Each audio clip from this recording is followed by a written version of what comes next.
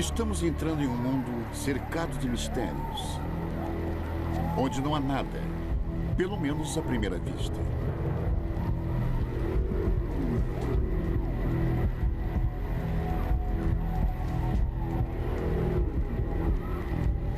É um mundo sagrado onde um jogo está sendo jogado.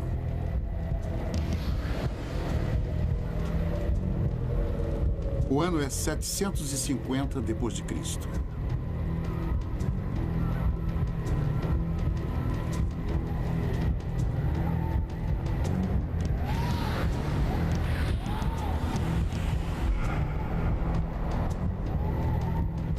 Não sabemos as regras ou quantos jogavam. Mas não era um jogo comum. Era jogado em nome da vida.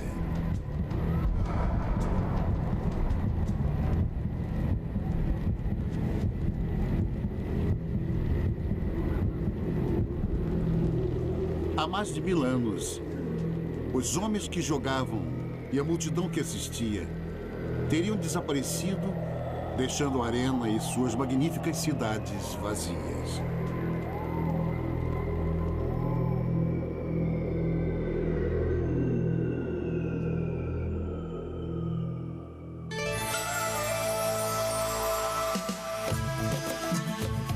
Maia, Sangue de Reis.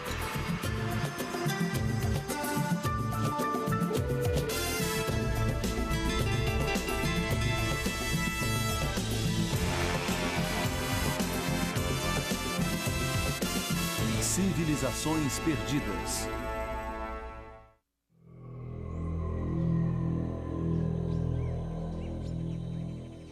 Eles eram chamados de Maias. Construíram a maior civilização das Américas. Quando a Europa ainda estava na Idade Média, eles produziam artistas e cientistas cujas descobertas ainda surpreendem.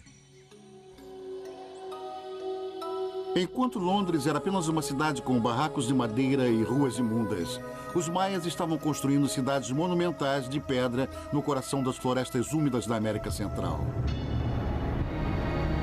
E esta é a maior de todas, Tikal. Uma próspera metrópole de 40 mil pessoas que atingiu seu pico por volta de 750 depois de Cristo e consistia numa área do tamanho de Manhattan.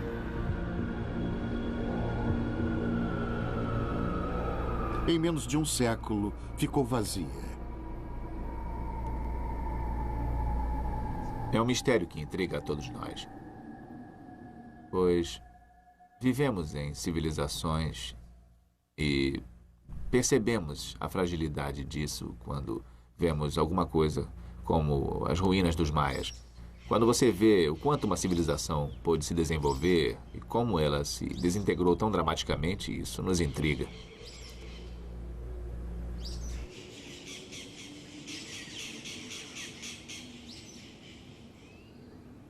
Diferente de tantas outras civilizações, os maias não morreram de fome nem por exércitos inimigos ou de uma doença terrível. Suas cidades foram abandonadas mais do que destruídas. Os maias que um dia habitaram estas ruas simplesmente foram para a floresta e nunca mais voltaram.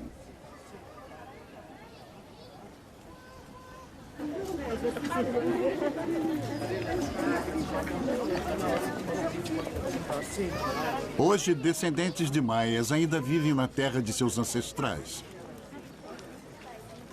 Embora o império não mais exista. Mas por quê? Por que os antigos deixaram suas magníficas cidades?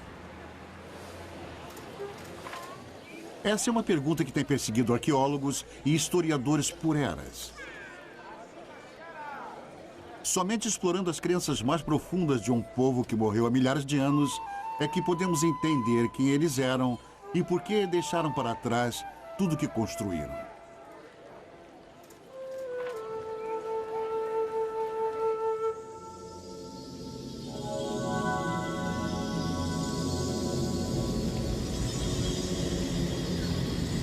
O caminho é difícil, mas pistas ainda podem ser encontradas. Pistas ocultas em enormes pirâmides de pedra. Pistas escritas em hieróglifos cujos segredos quase se perderam para sempre. Pistas contidas nas antigas histórias de poderosos reis e deuses perigosos, num mundo marcado por rituais e sustentado com sacrifícios de sangue. Histórias ainda passadas de pai para filho, descendentes de um império que sumiu há muito tempo.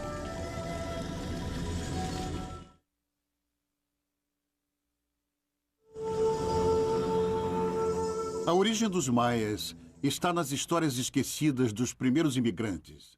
Um povo asiático que atravessou o Mar de Bering pela Sibéria durante a última era glacial e se estabeleceu nas Américas há mais de 15 mil anos. Milhares de anos passariam até que os maias primitivos se estabelecessem nas selvas abafadas da América Central. Depois de um período de 250 a 900 depois de Cristo, a sofisticada civilização que chamamos de maias se desenvolveria.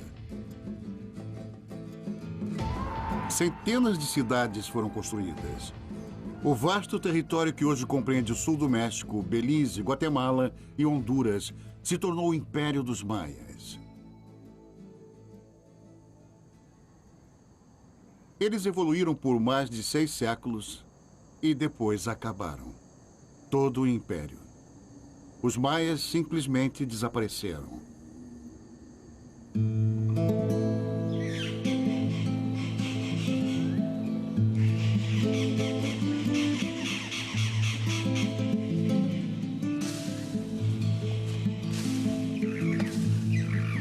Por quase 1000 anos, suas ruínas ficaram perdidas e esquecidas. E foi assim até o século XIX, quando o mundo redescobriu os maias em 1839. O escritor viajante John Lloyd Stephens e o ilustrador Frederick Cartwright exploraram as selvas da Guatemala.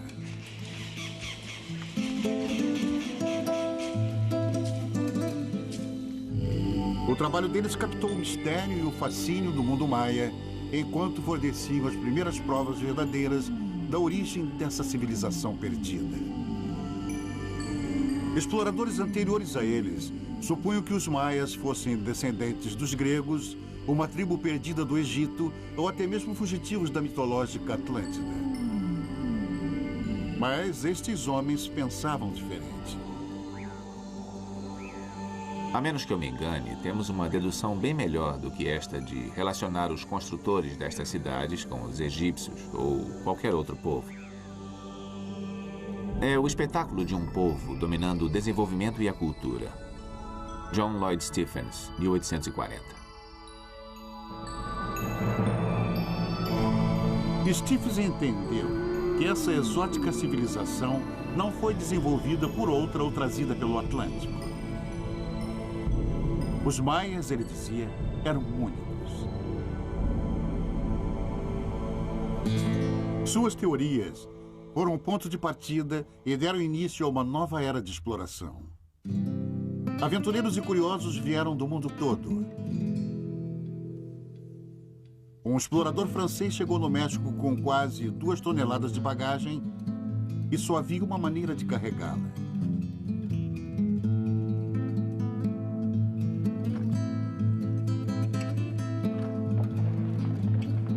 Nem a densa e perigosa floresta os intimidou.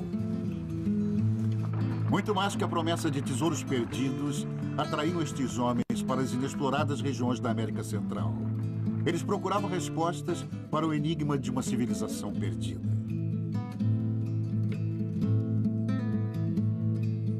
Acharam tesouros em abundância. Porém, o conhecimento sobre os antigos maias continuou indefinível. Arqueólogos investigaram a floresta durante décadas, descobrindo enormes monumentos de magnífica exuberância. O mais intrigante de todos, centenas de pirâmides que, como montanhas sagradas, subiam do solo da selva.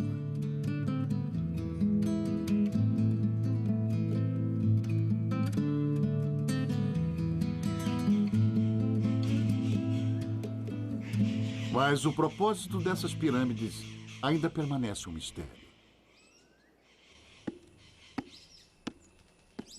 Então, em 1957, tudo mudaria. O lugar era a cidade maia de Palenque. O grande arqueólogo mexicano Alberto Ruiz passou 4 anos escavando a mais impressionante pirâmide do local, o Templo das Inscrições. Agora ele está na entrada da descoberta.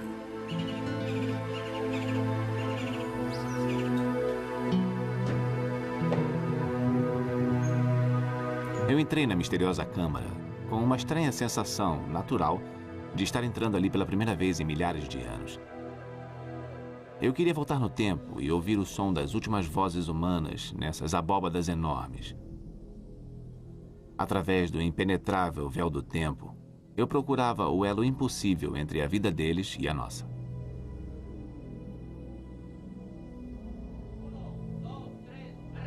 No centro da câmara de sepultamento, havia um enorme túmulo de pedra.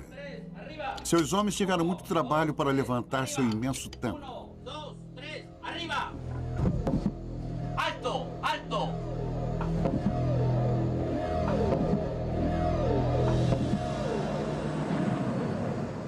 Eu estava cara a cara com aquele para quem todo aquele incrível trabalho, a cripta, a escadaria, a grande pirâmide com o seu templo coroado, havia sido construído.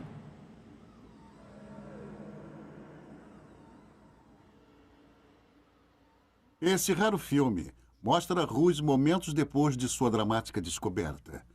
Porém, um esqueleto destroçado e uma máscara de jade preciosa só levantaram perguntas que ninguém, nem mesmo Ruiz, pôde responder. Quem era ele?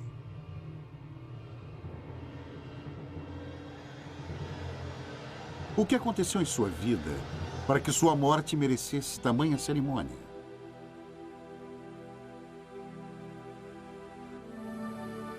Quem foi o homem por trás da máscara de jade?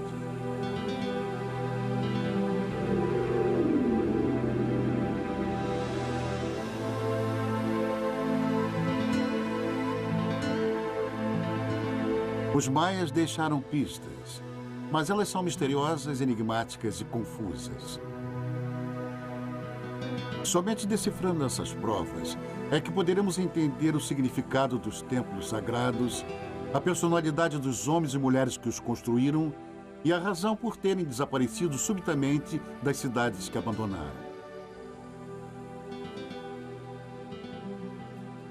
Há 150 anos, John Lloyd Stephens previu que as estranhas e indecifráveis escrituras nas paredes dos monumentos continham a chave para o mistério dos maias. Ele estava certo. Mas só agora, depois de um dos maiores feitos em termos de decodificação de todos os tempos, é que os segredos destas pedras silenciosas finalmente puderam ser revelados.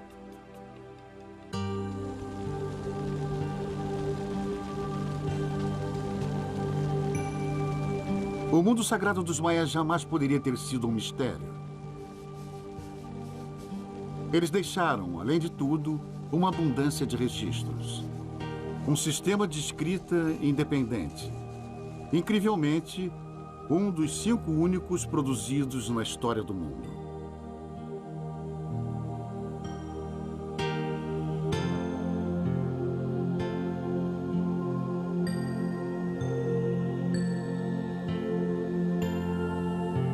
Eram textos imbuídos de poderes mágicos, descrições do cosmos, relatos sobre seus sonhos.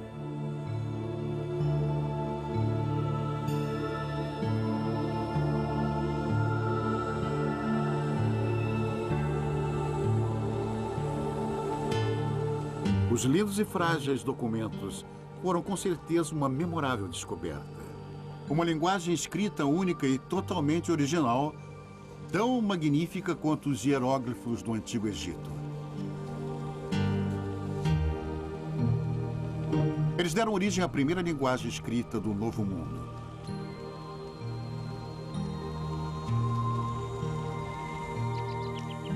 Esta es la letra A, B. A importância desses textos foi reconhecida pelos primeiros invasores europeus há muitos séculos. Em 1562, um sacerdote católico chamado Diego de Landa convenceu um dos últimos sobreviventes maias a traduzir seu alfabeto para o espanhol. Landa queria trazer o cristianismo para os maias. Ele achou que aprender a língua deles seria a melhor maneira de chegar até o povo que ele desejava converter.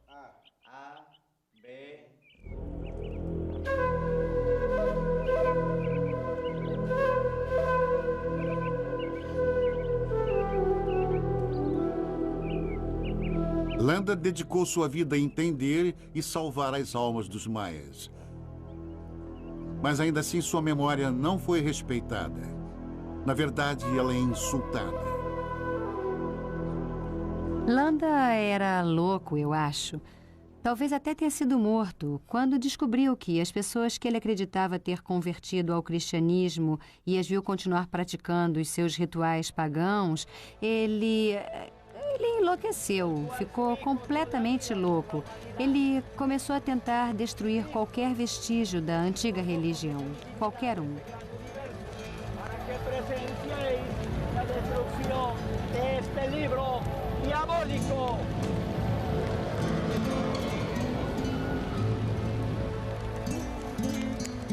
Em uma única noite, este homem de Deus queimou centenas de livros valiosos.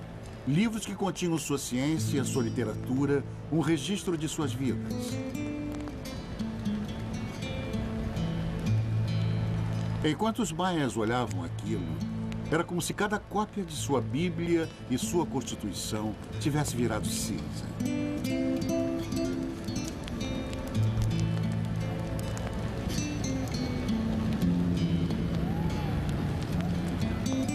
Durante a conquista espanhola, milhares de outros textos foram queimados.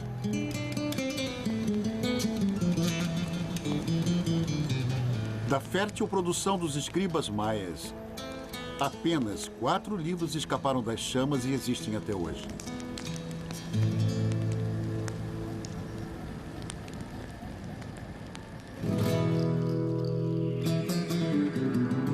Mas restaram os 4. E a partir dessas provas escassas, surgiram percepções notáveis sobre a antiga cultura maia. A princípio, somente sua matemática sofisticada foi decifrada. A matemática maia estava estritamente ligada a um complexo sistema astronômico. Suas observações detalhadas do céu noturno eram registradas com espantosa precisão.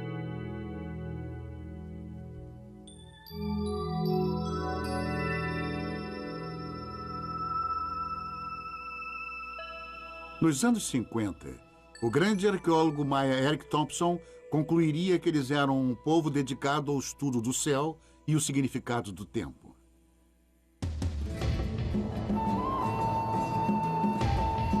Milhares de anos antes do primeiro computador, eles registravam eventos celestiais de 500 milhão de anos antes.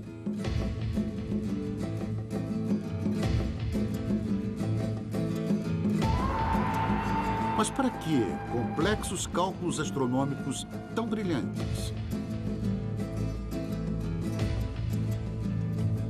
Thompson achava que sabia. A sociedade maia era praticamente uma utopia, ele concluiu. Um povo pacífico que cultuava o tempo. Um mundo regido por sacerdotes serenos e guardiões do tempo. Um lugar com observadores sagrados destinados ao rastreamento dos astros. Nos maias, Thompson viu um mundo idealizado de crenças e grande conhecimento. Sua visão era tão apelativa quanto imperfeita. Claro, as provas estavam por toda parte. Os maias construíram pirâmides que eram calendários gigantes de pedra e relógios solares. El Castilho, a grande pirâmide de Chichén Itzá, tem 365 degraus e plataformas para marcar os dias do ano. Seu alinhamento e forma eram tão precisos que uma vez a cada ano eles lançavam uma sombra que indicava o equinócio da primavera.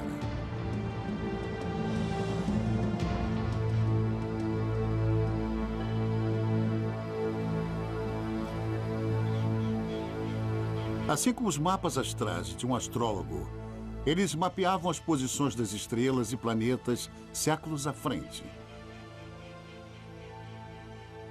O calendário maia era diferente de qualquer outro. Essas grandes engrenagens ilustravam seu conceito sobre o tempo.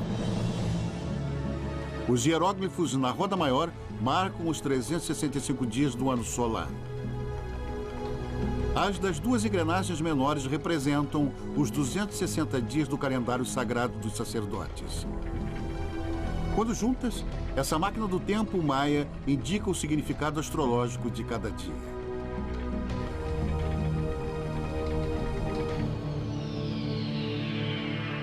Usando este calendário, os sacerdotes maias previam o dia e local exatos dos eclipses solares. Para o maia comum, era como se seus governantes pudessem controlar o espantoso poder dos céus.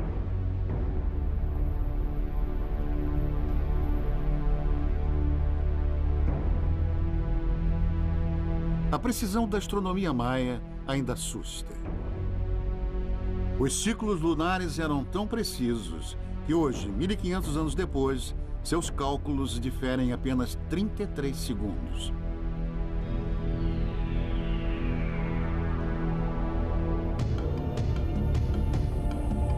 Até mesmo o momento da criação dos maias, há cerca de 5.000 anos, está marcado no calendário sagrado.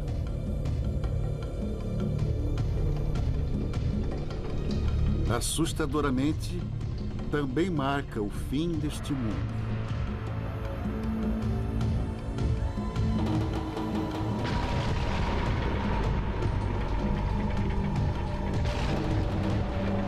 De acordo com o calendário maia, este ciclo da criação deixaria de existir precisamente em 4 Ahu 3 Qenqen. Domingo, 23 de dezembro de 2012.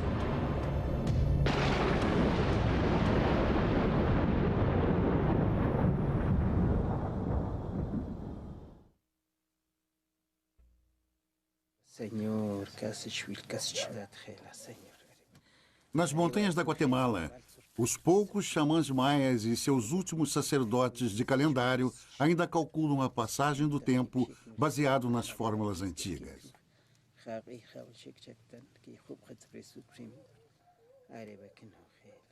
Não faltou um dia sequer em 25 séculos.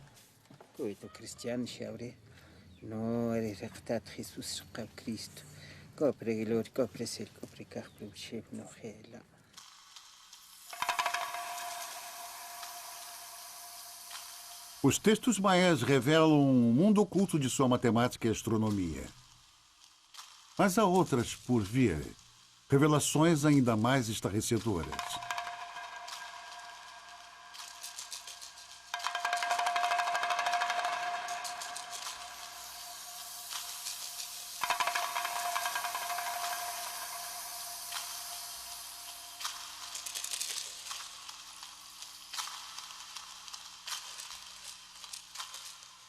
Justin Kerr é um fotógrafo que descobriu uma forma de tirar fotos dos vasos maias enquanto eles giram na frente da câmera, mostrando a imagem do vaso de forma ininterrupta.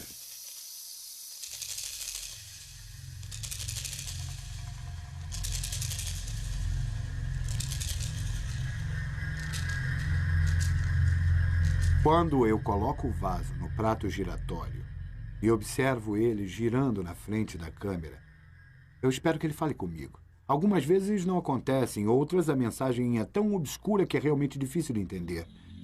Mas às vezes ela se revela.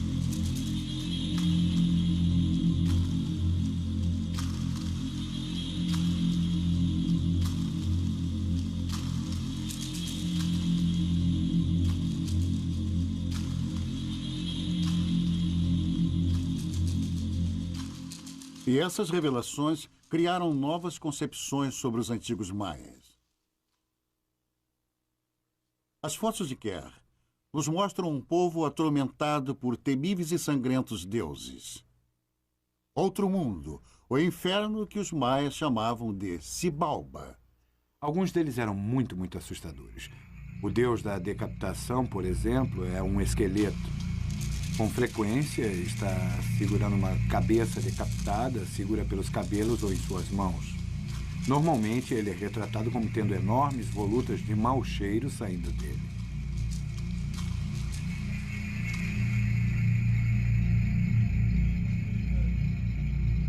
Para os maias, o outro mundo era um local sinistro. Mas para nós, muitos dos rituais e costumes da vida diária deles eram bizarros. Os crânios das crianças eram deliberadamente deformados para que a testa ficasse achatada, como os maias tanto apreciavam. As mulheres tinham seus dentes perfurados sem qualquer anestésico, onde eram postas pedras preciosas. O uso de drogas para alterar a mente era incentivado e tolerado. Eles inalavam poderosos intoxicantes. Os maias iam longe. Tomavam muitas drogas, mas acho que a preferida deles era o álcool. E às vezes estavam tão bêbados que vomitavam. Eles usavam como uma lavagem intestinal, que pode ser muito intensa, até com um efeito mais intoxicante, o balti, ou um tipo de líquido fermentado. Isso era usado como lavagem intestinal e eles ficavam muito bêbados.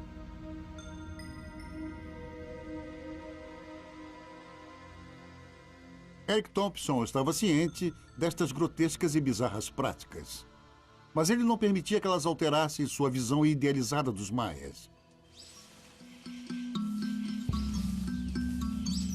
Mais tarde, um americano que fazia filmes, Giles Healy, foi aventurar nas selvas do México.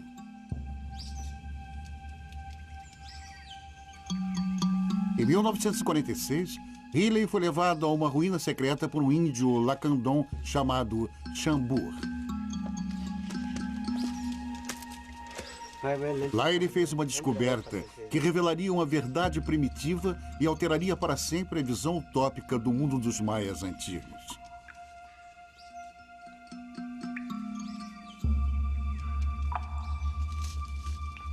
Chambur levou Healy e sua câmera até uma ruína maia que o resto do mundo desconhecia por completo.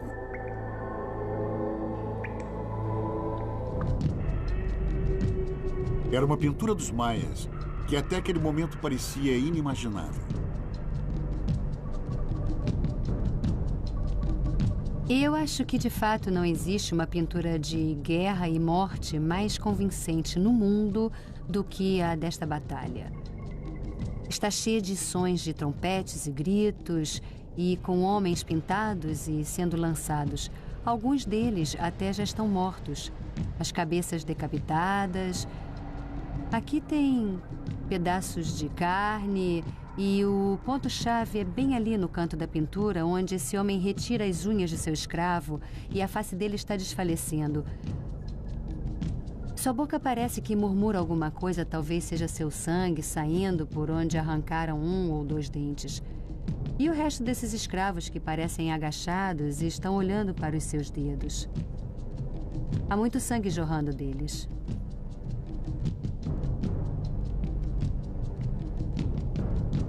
Essa foi uma imagem dos maias que nem Eric Thompson e nem o mundo aceitaria facilmente. Até mesmo essas cenas chocantes não mudaram de imediato o conceito idealizado dos maias pacíficos. Era como um pai que não nota um defeito óbvio de um filho.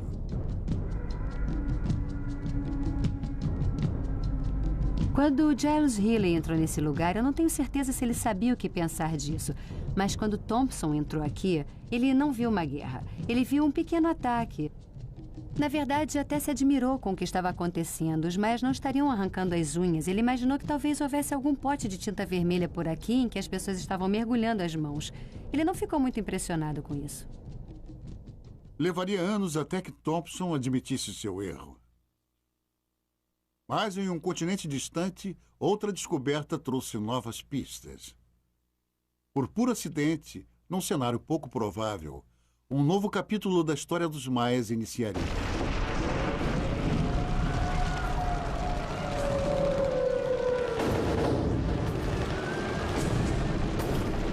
Maio de 1945. Berlim foi invadida pelos russos. A Biblioteca Nacional está incendiando e o exército de Hitler arrasado. De milhares de livros em chamas, um oficial soviético apanhou uma lembrança qualquer das chamas.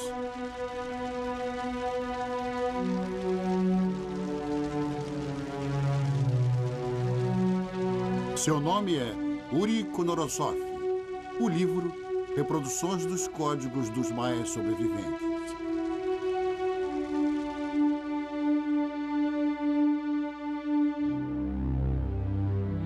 Konorosov se entregou aos estudos dos maias e ao alfabeto que o bispo Landa tentou transcrever. Sua grande descoberta foi perceber que os hieróglifos maias eram muito mais do que um simples sistema de sinais numéricos. Seu trabalho foi engrandecido pela também russa Tatiana Poskoryokov, uma ótima ilustradora e arqueóloga. Sua visão aguçada detectou padrões nas datas esculpidas nas pedras. Onde outros só viram números e sinais, Tatiana viu a história inteira de vidas humanas. Nascimento, morte. Baseados em suas descobertas, os decodificadores começaram a trabalhar. Começaram a ler os entalhes nas paredes do templo como lápides num cemitério. Muito mais do que meros calendários, as imagens celebravam os reinados e reis e rainhas.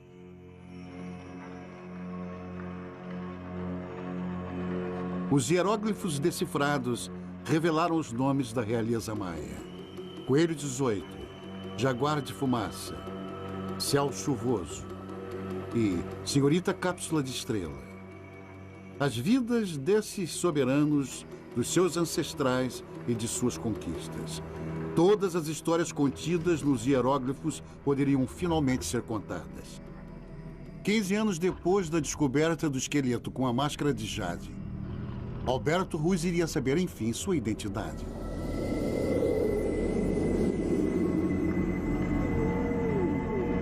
Ele foi Lorde Pakal, rei da cidade-estado de Palenque. O 10º de uma sucessão de governantes que se estendia 3 séculos. Ele governou por quase 70 anos. Lorde Pakal foi um dos reis mais poderosos da história das Américas.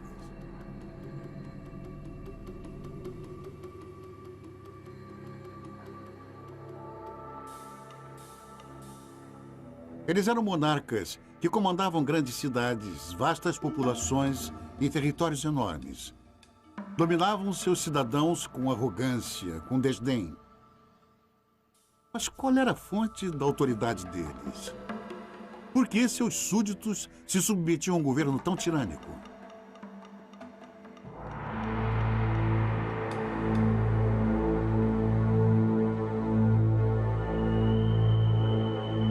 Nós continuamos a procurar a fonte básica do poder dos reis, pesquisando o poder militar, político e econômico em grande escala.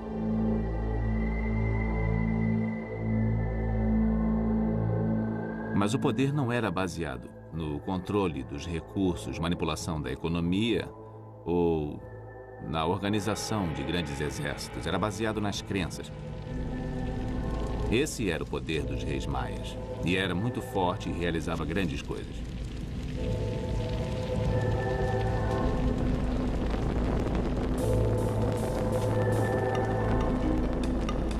O poder dos reis maias.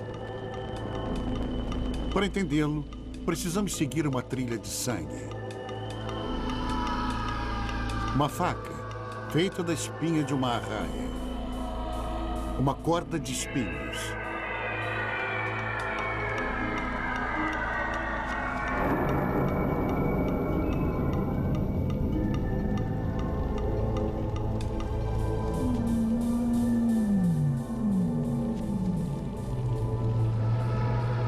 Essas são as chaves para compreender os maias e o poder sagrado de seus reis.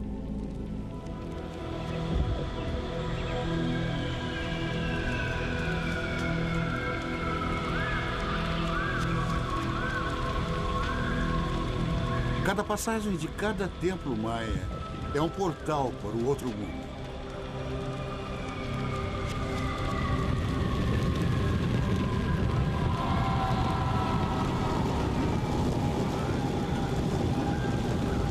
Dentro deste templo, este era o dever tanto do rei como da rainha, reconstituir o momento mítico da criação dos maias.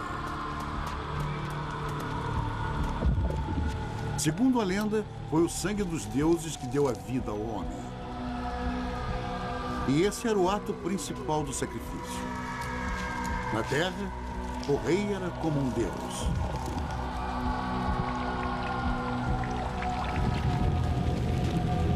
O sangue era o preço do poder. E o débito com os deuses tinha de ser pago. Mitos e símbolos não bastavam. Sangue devia ser derramado. E sangue real, tirado da sua língua e dos genitais da rainha e do próprio rei, ressaltando para sempre aquele sacrifício dos deuses pela vida do homem.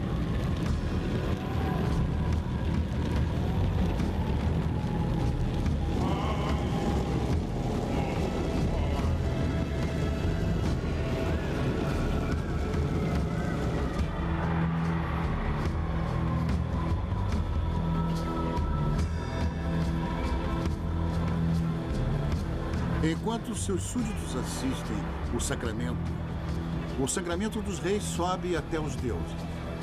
Em retorno a esse sacrifício de sangue real, o povo acredita que os deuses farão o sol nascer, a chuva cair e o milho crescer.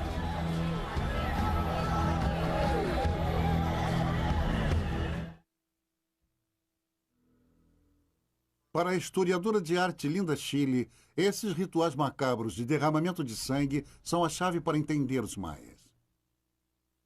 No Novo Mundo, as pessoas acreditam que a sua alma, a parte mais potente de você, sua parte indestrutível, a que passará para seus netos e bisnetos, que é eterna, está no sangue.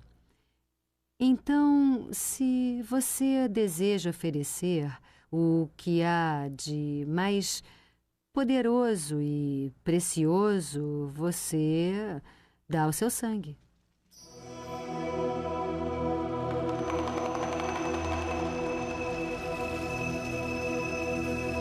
Quando o rei dá seu sangue, está antes de tudo dando a substância mais poderosa da terra por causa do seu sangue, de seus ancestrais, de onde ele viera, pelo tempo que ele viajara para um outro mundo e voltara, seu sangue era mais precioso do que o de uma pessoa comum. Lembre-se de que os reis tinham que fazer o ritual de tirar sangue da genitália e autodilaceração com frequência, para que mostrassem sua honestidade. Bom, eu acho que se tivéssemos que fazer esses rituais da genitália com os políticos de hoje, eles diminuiriam bastante e seria uma ótima maneira de descobrir os políticos honestos.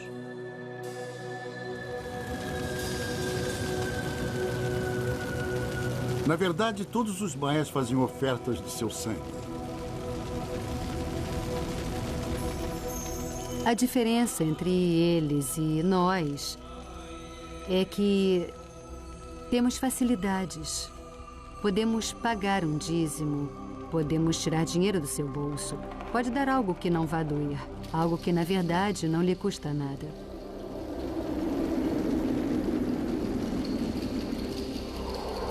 Os maias não deixam você substituir o sacrifício. Você tem que dar o sangue.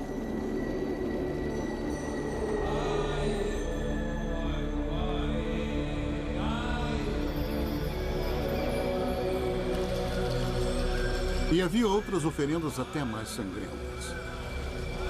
Crânios celebravam prisioneiros de guerra sacrificados para garantir a continuidade do mundo maia.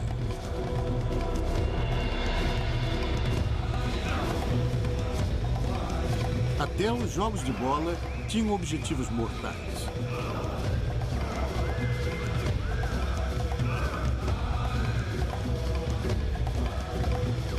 A disputa, na verdade, não era bem um jogo. Os perdedores eram sacrificados aos deuses.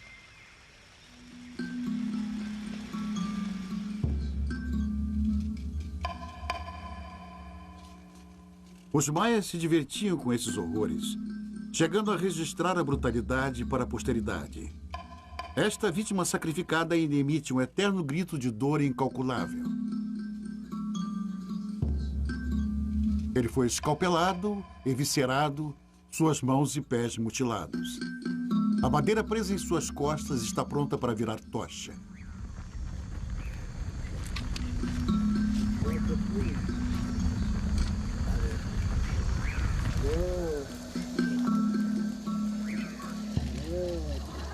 Hoje, xamãs maias ainda praticam sacrifícios de sangue.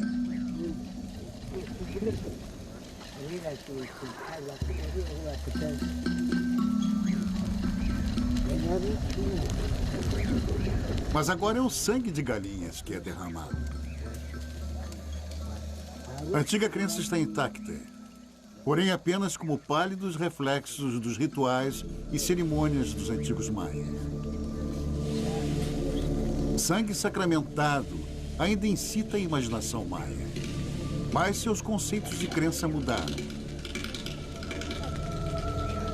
Talvez o cristianismo tenha sido imposto aos maias, mas agradou de forma profunda e duradoura.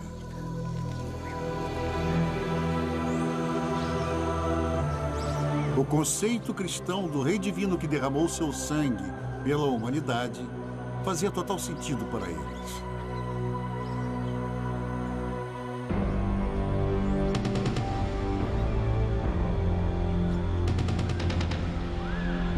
Para os maias antigos, o sangue dos reis era o que ligava todas as vidas. O sacrifício do rei assegurava o equilíbrio do mundo maia, garantindo a aprovação dos deuses e a crença do povo. Ele era o centro do universo maia. Tire o rei e todo o sistema maia entraria em colapso.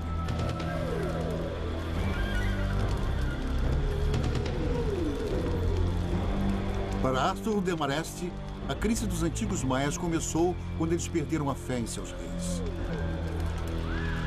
A fonte do poder é este ritual, a exibição, a cerimônia, o local, o encanto. E quando ocorrem problemas reais, uma derrota militar entre cidades, isso pode abalar de uma maneira que não deveria ser. A autoridade é baseada na fé no rei. E a falha é inaceitável. Se ele é mesmo um rei santo e pode manipular as forças do universo, então uma falha corrói todo o sistema e não há como consertar.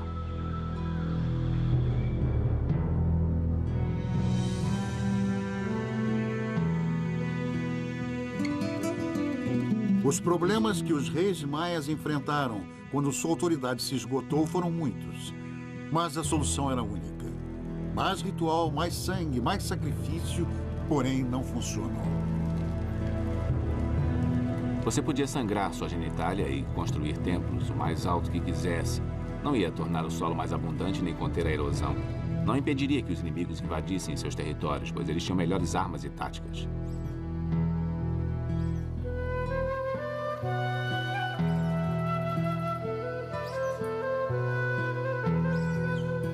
E eventualmente houve derrotas na guerra, cidades superpovoadas, fracasso nas colheitas, e o rei era o responsável.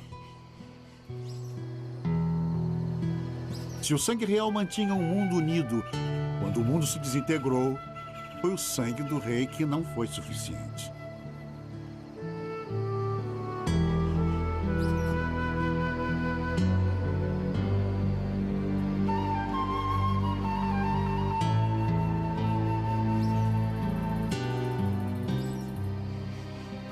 Quando você começa a entender como os maias pensavam e como sua civilização foi construída, é incrível como conseguiram se manter por tanto tempo.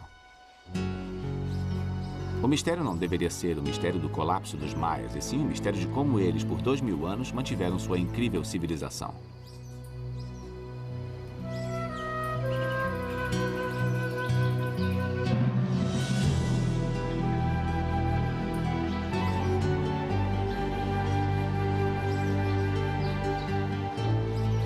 Os maias ergueram pedra por pedra na floresta. autofabricados e autodominados. Únicos e totalmente originais em todo o mundo.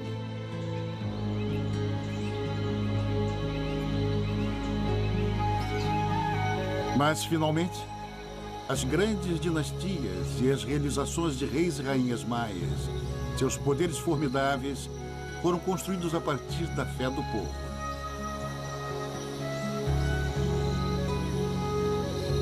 E quando a plantação não foi suficiente e inimigos prevaleceram, as pessoas deixaram de acreditar. E quando o povo perdeu a fé, os governantes perderam o poder. E quando o poder acabou, os maias abandonaram suas cidades. E a selva recuperou suas pedras.